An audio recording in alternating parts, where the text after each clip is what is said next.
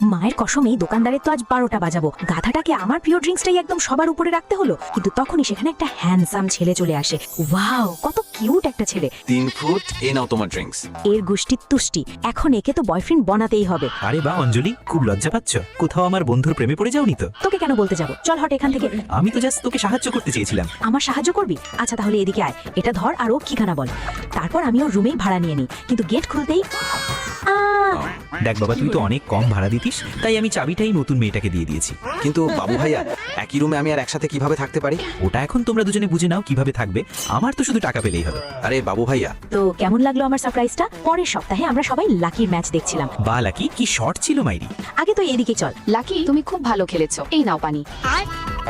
Sorry দিদিমণি, একটু দূরে সরুন প্লিজ। আর তখনই লাকি আমার বোতল থেকেই পানি খেয়ে নেয়। বন্ধু, তোর কাজ হয়ে গেছে, এবার নিজের ভাবির থেকে একটু দূরে থাকিস। ইয়ার, তুই ওকে আমার রুমের অ্যাড্রেসটা ঠিকঠাক দিয়েছিস তো? হ্যাঁ ভাই, তুই চিন্তা